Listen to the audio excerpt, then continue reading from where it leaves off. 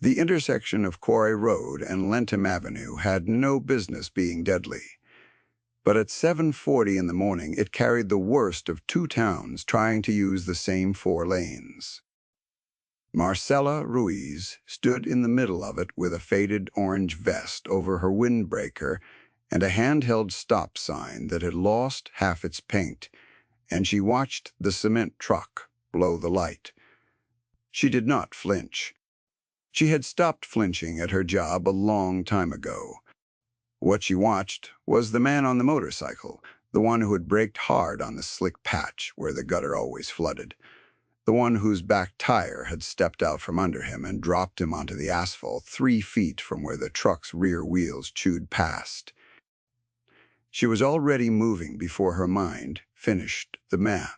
She left the children on the curb where they belonged, 6 of them frozen and wide-eyed and safe behind the painted line, and she went into the open lane with her arms up and her sign held high like it could stop anything heavier than a bicycle. The truck driver had not even seen the fallen rider. Marcela had. She put her small body between the downed man and the next car rolling up to the green, and she did not move until that car stopped. The rider lay on his side, one boot still hooked under the bike, and he was not a small man. Leather and denim and a graying beard, a body built like something that had spent 50 years refusing to bend, and yet there he was on the ground, and there she was, a 53-year-old crossing guard who weighed perhaps 120 pounds in wet shoes, reaching down to take his arm. That was the morning everything turned.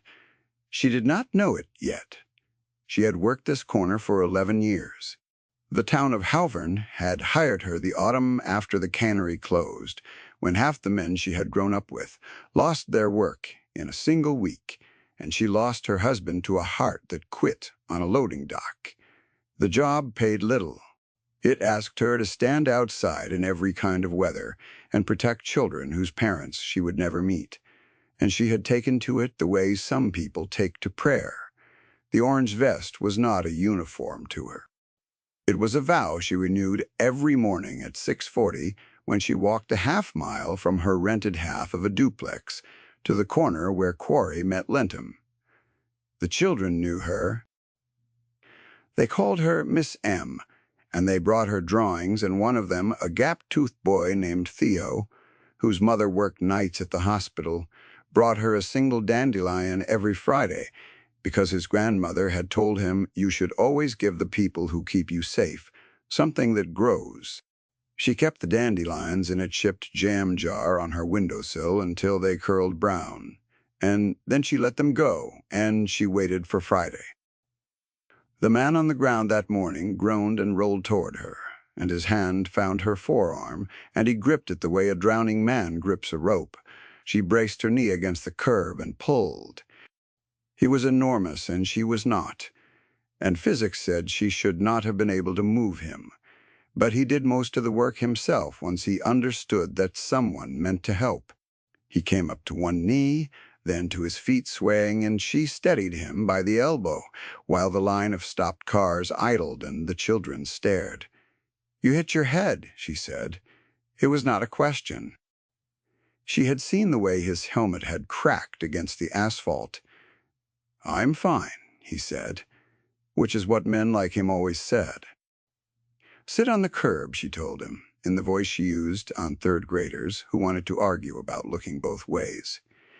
"Sit, or I will make you sit, and I am stronger than I look because I have to be."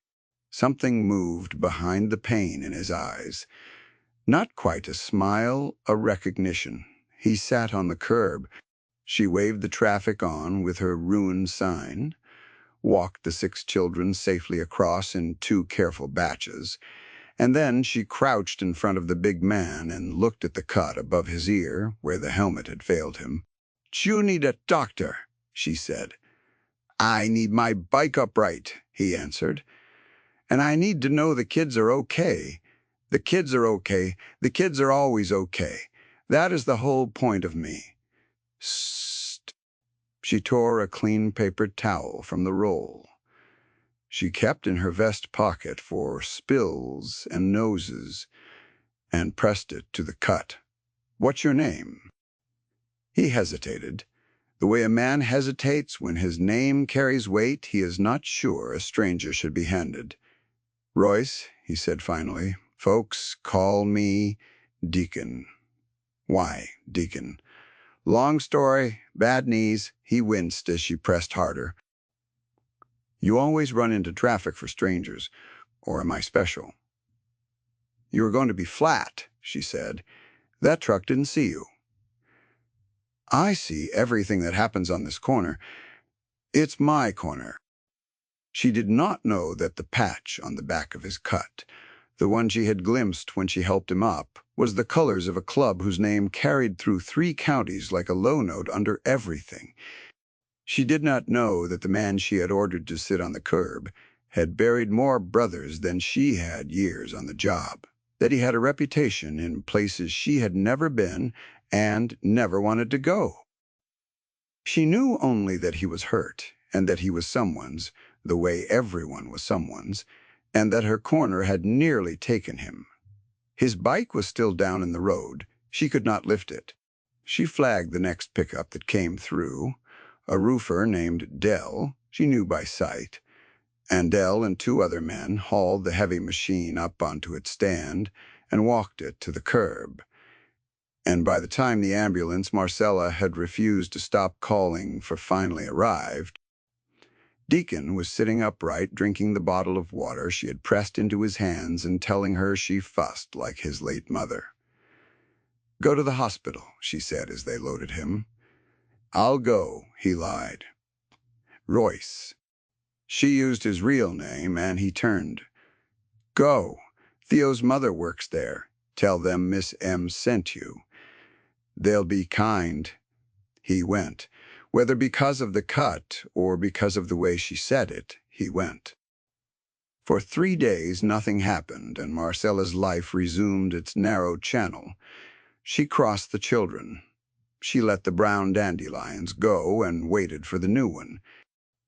She fought with the property management company about the rent increase that would arrive in the spring and that she could not absorb on a crossing guard's wage. She lay awake doing the arithmetic of her life, which never came out, which had not come out since the loading dock, and she counted the months she had left in the duplex she could no longer afford. That was the other thing happening on her corner. The thing she had not told the big man on the curb. The duplex she rented was one of 9 on a strip of Quarry Road that a development company had bought the year before. The company was called Hartfield Vale Properties, and the man whose signature was on every notice that came through her door was named Garrett Bell. She had never met him. She had met his letters. They came on heavy paper with a gold logo, and they were always polite and they always took something. First, the laundry room, locked and converted to storage, the tenants were charged to use. Then the parking, leased to a lot company. Then the rent climbing in, increments calculated to stay just under the threshold that would have triggered the town's review board. Garrett Bell was 44 years old, and he wore suits the color of slate, and he served on the Halvern Planning Commission, which meant that the man raising Marcella's rent also voted on the zoning that let him do it. He drove a German sedan the color of wet pavement, and he ate lunch at the country club out on the Reservoir Road, and he had never once in his life stood in the rain to protect anything he could not eventually sell. He thought of the tenants on Quarry Road as a line item. He thought of Marcella, when he thought of her at all, as the slowest of the 9 to leave, because that was the plan. The strip was not worth what Hartfield Vale wanted from it as long as long-term tenants held it at controlled rents. Empty, demolished, rebuilt, as the kind of units that came with a leasing office, and a gym no one used. The same dirt would throw off 4 times the return. Bell did not need to evict anyone, Eviction left a record. He needed only to make staying impossible one increment at a time until the tenants did the leaving themselves and called it their own decision. 8 of the 9 had already gone. Marcella was the 9th, and she was not going, because she had nowhere to go. That put her within walking distance of the corner, and the corner was the last thing in her life that was still hers. She did not connect any of this to the man on the motorcycle. Why would she? The man on the motorcycle was a memory, a kindness she had done and would have done for anyone, a cut above an ear, and a real name she had pulled out of him like a tooth. She did not expect to see him again. People you help on a Tuesday do not generally come back into your life. That is not how the world she lived in worked. On the 4th day, the world she lived in changed its mind. She heard them before she saw them. That was the thing everyone who has ever heard it says first. The sound came up Lentham from the south, low and braided, a dozen engines and then more, a sound like the ground clearing its throat, and the children on the curb went silent and crowded against her legs, and Marcella raised her sign out of pure habit because something was coming, and her job was to make it stop for the children. It stopped for the children. That was the first thing she understood about them, before anything else, and it was the thing she would hold on to through everything that came after. The riders came up to her corner, 2 and 3 abreast, and the lead rider lifted a gloved hand, and the whole formation slowed to the pace of a walking child and held there, idling, while Marcella, her heart going like a fist on a door, crossed the 6 kids in 2 careful batches exactly. The bikers waited. Theo waved at them. One of them, a young one with a beard he had not yet earned, waved back. Only when the last child was on the far curb did the lead rider pull to the side and put his boot down. And only then did Marcella see that it was Deacon, the cut above his ear, taped his color back, sitting his bike like a man who had never been on the ground in his life. "You came back," she said. "We don't forget," he said. "That's the whole thing. That's the whole club. If you boil it down, we don't forget." Behind him, the others sat their machines in the cool morning. 15, maybe 18 of them. Leather and chrome, and the patch she now understood meant something. And at the center of them, on a machine older and heavier than the rest, sat a man Deacon, turned and deferred to with a tilt of his head.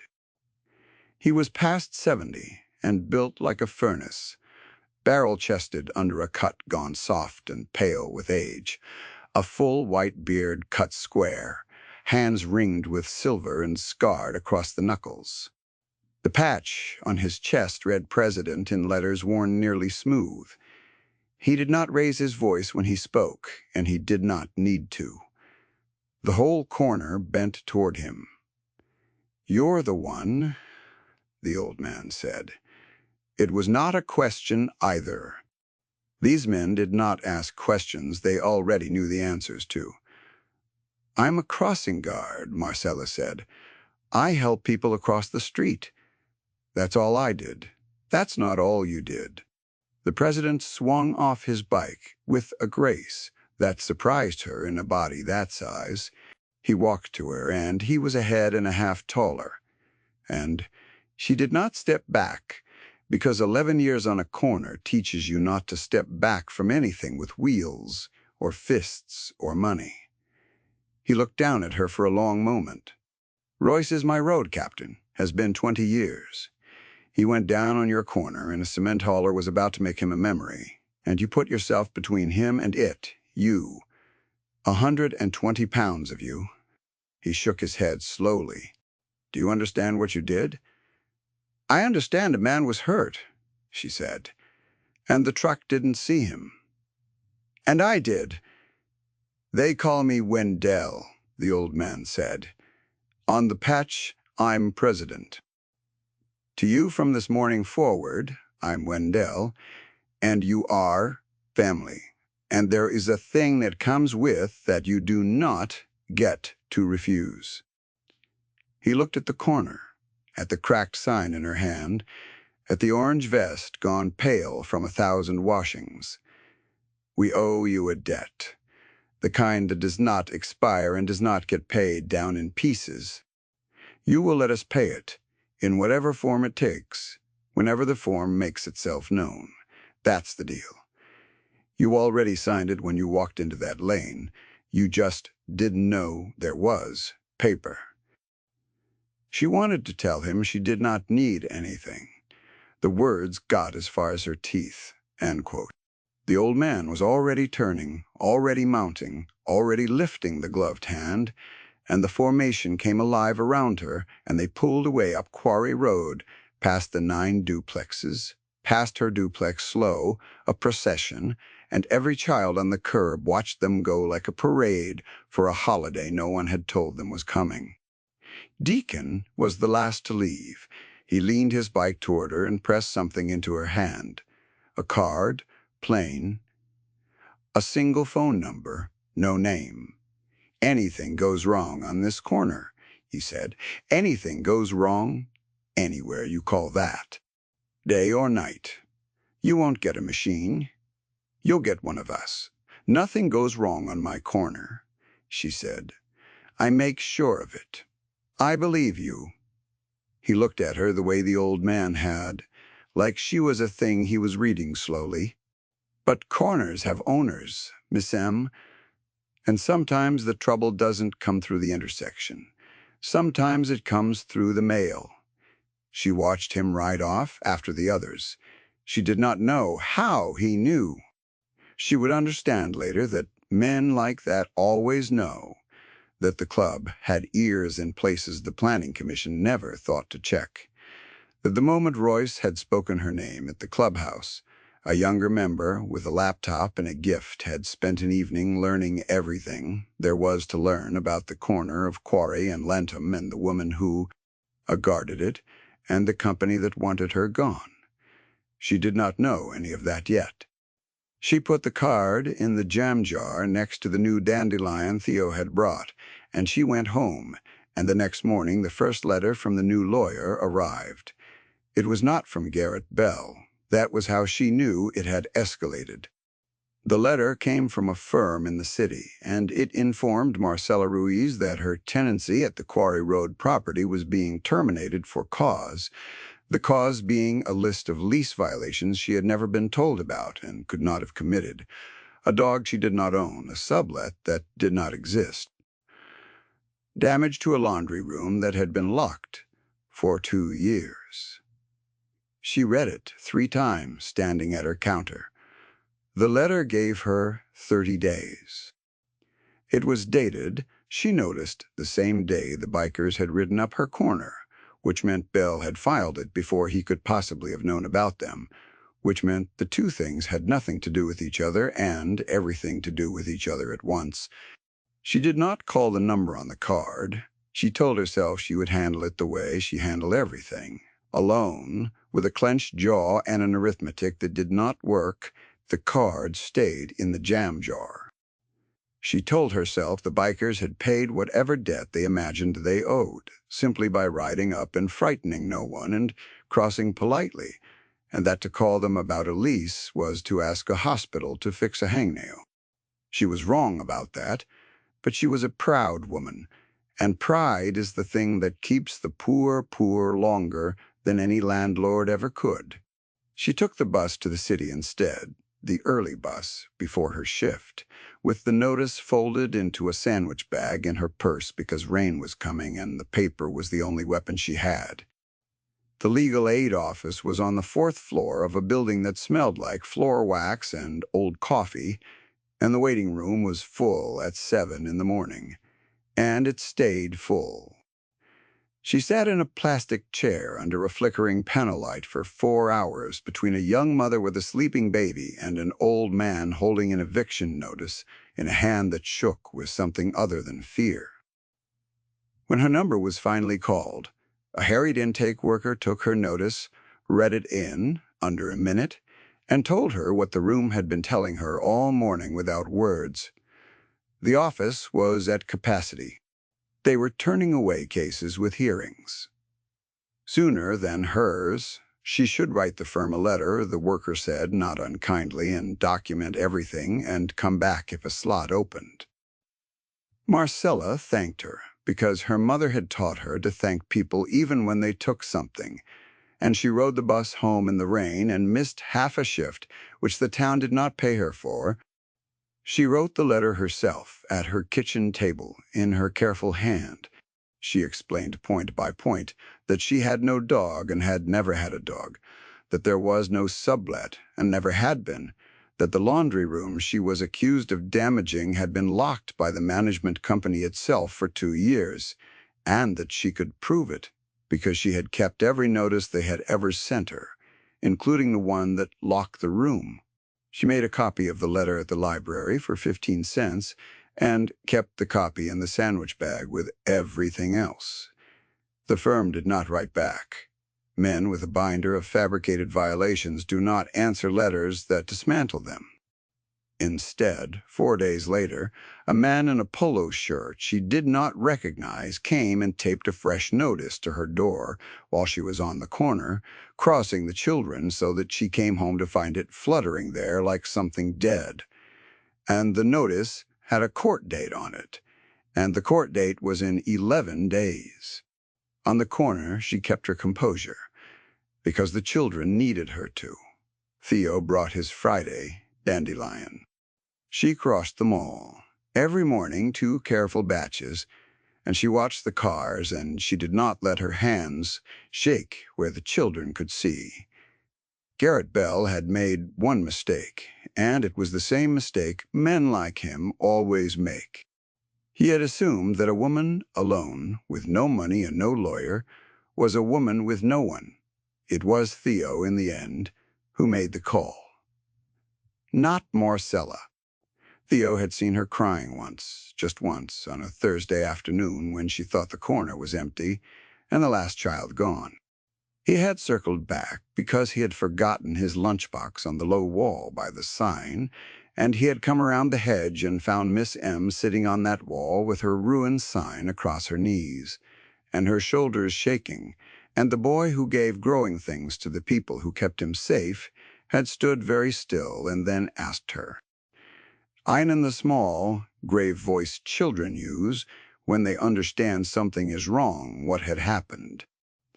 She had told him, the way you tell things to children, that you cannot say to adults, because children do not offer solutions, and do not flinch, and do not make it about themselves. "A man wants to take my house, mijo," she had said. "Go, and I do not think I can stop him." Theo had asked if it was the motorcycle man, and she had laughed, despite herself, and said no, a different man, a man with a suit. And Theo had frowned at the asphalt and said nothing more, and she had dried her face and walked him the rest of the way home and thought that was the end of it. It was not the end of it. Theo had remembered the card, the jam jar. He had seen her put it there weeks before, the plain card with the single number and no name, and he had read the number the way children read everything adults assume they cannot. And he had kept it folded in the back of his head where he kept the important things. He had a phone his mother gave him for emergencies, a cheap one that did 3 things, and to a 9-year-old whose grandmother had taught him that you protect the people who keep you safe, a man in a suit taking Miss M's house was the largest emergency that had ever existed. So, one evening, while his mother slept before her hospital shift, Theo sat on the back steps and dialed the number he had memorized off the card in the jar, and a voice answered on the second ring, low and even and unhurried. Theo said all of it in one breath, the way frightened children do. "Miss M is crying, and a man is taking her house, and she helped the motorcycle man up off the ground, and you said to call if anything went wrong, so I am calling." Then, because he was 9 and his heart was going, and he did not know what came next, he hung up It was enough. They did not need more than that. A child's voice, a name they already knew, and the single fact that the corner had trouble. The young member who had taken the call wrote it down word for word and carried it to Wendell that same night. And Wendell listened, and Wendell set down his coffee, and Wendell said one sentence that the young member repeated for years afterward. A 9-year-old just did the bravest thing anyone's done for that woman, and he doesn't even know it. Find out who's taking her house. And they found out. They had in fact already half found out, because the young member with the laptop had learned the shape of the corner weeks earlier, but now they looked with intent, and intent finds everything. 3 days before the court date, Marcella came home to find a man sitting on her front step. Not a biker. A young man in a clean shirt with a laptop bag over his shoulder and glasses, and the careful, unhurried calm of someone who has read your entire life before meeting you. He stood when he saw her. "Mrs. Ruiz, my name is Pax. Wendell sent me." He did not offer to shake her hand, which she appreciated. He seemed to understand she did not have the energy for ceremony. "May I sit with you a few minutes? I have some things you'll want to see, and I'd rather you saw them sitting down." She let him in. She made coffee because her mother had taught her that you make coffee for guests, even when your house is being taken. Pax set his laptop on her kitchen table and turned it toward her, and what he showed her unmade the world. Garrett Bell had built one careful increment at a time. "He's done this 9 times, Pax said. Not just here, 3 towns. Always the same shape. He buys a strip with controlled rents. He serves on the commission that regulates it, and he squeezes the tenants out with fees and increases engineered to stay under review. When that's too slow, he manufactures cause. Dogs that don't exist, damage that predates the tenant. He's good at it.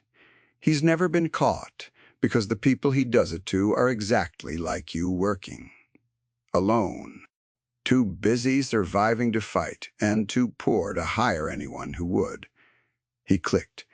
"But he keeps records. Men like him always keep records, because they think they're untouchable, and you don't hide what you don't think can hurt you." These are his. The internal projections, the unit that values the strip, empty at 4 times its value full.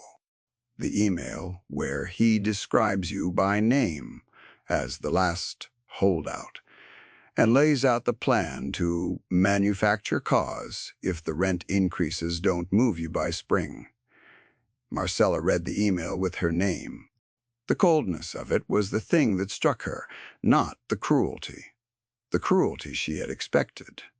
The coldness, the way she had been reduced to a variable in a sentence about money. That was the thing that sat in her chest like a stone. "How did you get this?" she asked. "It doesn't matter how I got it," Pax said gently. "What matters is that it's real, and it's his, and a court is going to be very interested in it. Here's the thing I need you to understand, Mrs. Ruiz. We could end him quietly. We could end him... We could make sure he gets a phone call that explains in calm terms exactly what we have and exactly what we'll do with it.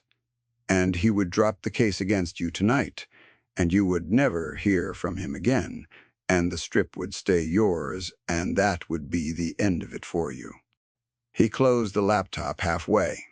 "Wendell wanted me to ask you which way you want it, the quiet way where you're safe and it ends, or the loud way where this goes into a courtroom and gets entered into a record, and Garrett Bell answers not just for you, but for the 8 families he already pushed out and the 3 towns and all of it.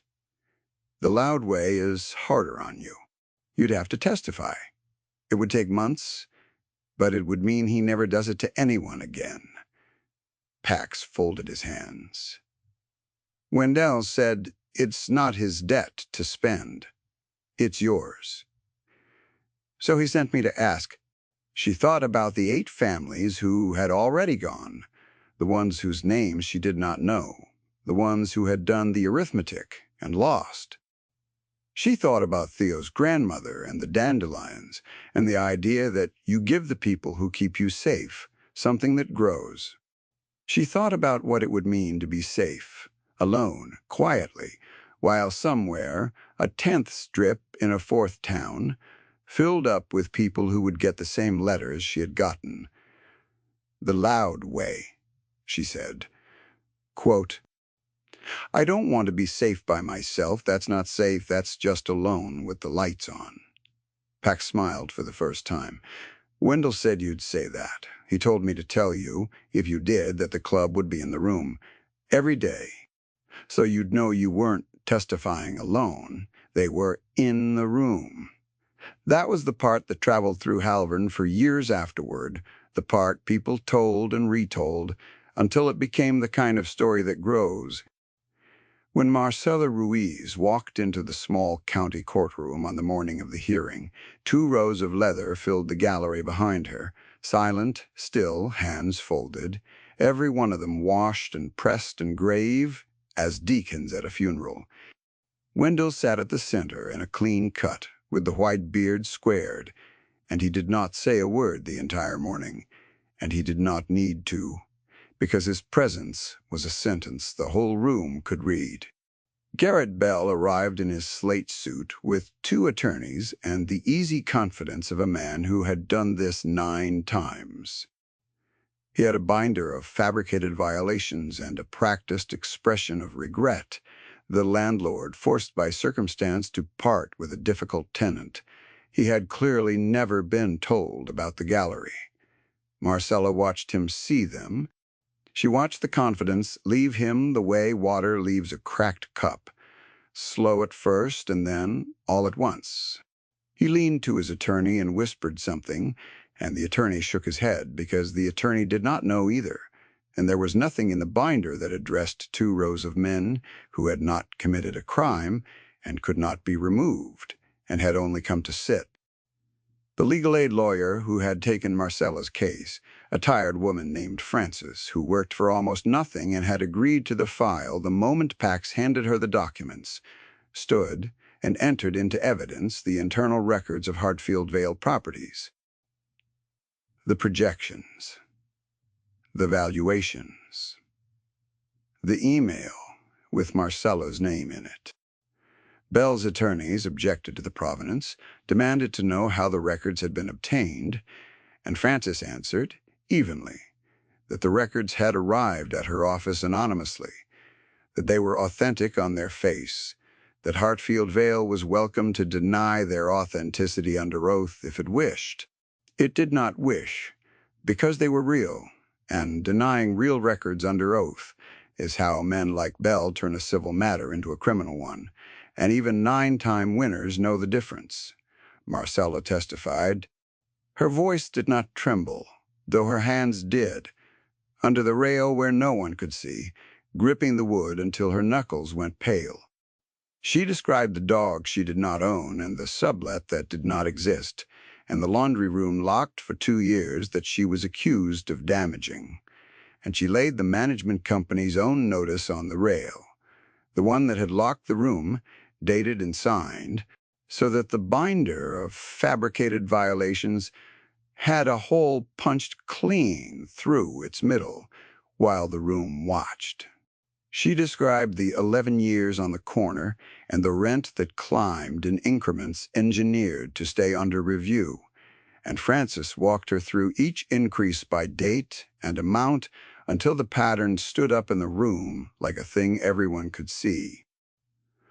Bell's lead attorney rose twice to object and sat down twice when the judge, a heavy, tired man near retirement, who had watched the gallery fill with silent leather and drawn his own conclusions, told him the witness would be allowed to finish.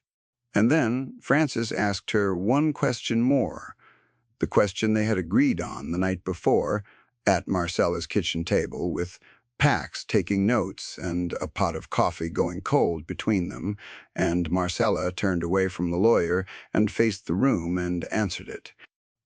8 families lived on that strip before me, she said. I crossed their children. I knew their faces. They are gone now, and I do not know where, and the letters that moved them out were the same letters that came for me. I am only here because someone I helped did not forget me. The 8 families had no one to remember them, so I am here for them too. The room held very still. Somewhere behind her, a chair creaked as a large man shifted his weight. That was the only sound. It did not end in a single dramatic verdict, the way such things end in stories built for it. It ended the way the real ones end, which is slower and more total. The judge took the records under advisement. The county, which had not known that a sitting planning commissioner was buying and squeezing properties, he then voted to rezone, opened a review of every vote Garrett Bell had cast. The state, alerted by a filing Francis made the week after, opened an inquiry into the 3 towns and the 9 strips and the 8 families per strip who had received the same letters. Hartfield Vale's projections entered into a public record found their way to a reporter, and the reporter found the 8 families one by one, the ones Marcella had crossed and could not name, and they were named now in print with their children's drawings of the crossing guard who had kept them safe. Garrett Bell did not go to prison. Men like him rarely do. He resigned from the commission within the month, because a planning commissioner cannot survive a public record showing he voted on his own holdings. The state barred him from holding any municipal office. The 3 towns unwound his rezonings. Hartfield Vale, exposed, lost the financing that depended on its strips being developable, and the strips it had emptied sat empty and worthless, a monument to a plan that had worked 8 times and failed on the 9th because the 9th holdout. Bell sold what he could at a loss and left Halvern, and the German sedan went with him, and Marcella never saw him again, and that was exactly as much justice as the world allows and more than it usually delivers. The case against her was dismissed. The fabricated violations evaporated. And because the records showed the rent increases had been engineered as a tool of constructive eviction, the court rolled her rent back to what it had been before Hartfield Vale ever bought the strip and ordered it held there. And the duplex she could no longer afford became, by a stroke of a tired judge's pen, a place she could afford again. She walked out of the courthouse into flat, clean daylight with 2 rows of leather walking behind her, and on the steps, Wendell finally spoke, the only words he said all day. "That," the old man rumbled, "is what the debt was for." She did not move out of the duplex. She still lives there. The jam jar still sits on the windowsill, and there is always a dandelion in it. Because Theo is older now, but he has not stopped. Neither has his younger sister, who took up the Friday tradition the way you inherit a good thing in a family. The card with the single phone number lives in the jar too, Soft. At the corners now, and she has never had to call it again, because the trouble that came through the mail got answered, and the corner has been quiet since. The club did not adopt her. Exactly.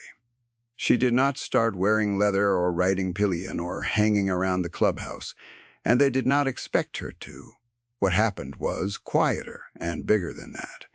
On the first Friday of every month, a single rider comes up Quarry Road at 7:40 in the morning, slows to the pace of a walking child at her corner, and waits, idling, while Marcella crosses the children in 2 careful batches. Sometimes it is Deacon. Sometimes it is the young one, with the beard he has now earned. Once it was Wendell himself, a year before his heart finally quit on him the way Marcella's husband's had, and she crossed the children while the old president sat his furnace of a machine and watched, and when the last child reached the far curb he lifted a gloved hand to her just once and rode on. She understood it was goodbye. She did not cry where the children could see. She is 61 now. She still has her corner. The vest is newer. The town finally bought her a new one, and a new sign that has all its paint. The arithmetic of her life still does not entirely come out, but it comes out closer than it did. And on the mornings when the single rider comes and slows and waits, it comes out exactly even, because there is a thing she learned standing in the middle of Quarry and Lentham with her arms up that no one had ever taught her before, which is that you can be small and poor and alone and still be the one who stops the truck, and that the world keeps a ledger you cannot see, and that sometimes, not often, but sometimes, it pays. She thinks of the thing he said the first morning, about paper she had signed without knowing there was paper. She thinks she understands it now in a way she did not then. The debt was never really about Royce going down on her corner. The debt was about a man who had spent his whole life learning that the official world does not protect the people who deserve protecting. Finding one ordinary Tuesday the proof that someone still does it anyway for nothing, expecting nothing, simply because it is her corner, and the truck did not see him and she did. That was the thing they did not forget. Not the fall, the reason she ran. If this story warmed something in you, if it made you believe for a moment that the small, good things you do are seen and counted somewhere, stay a moment with that feeling and pass it to someone who needs it, the way a boy passes a dandelion to the woman who keeps him safe. Thank you for listening.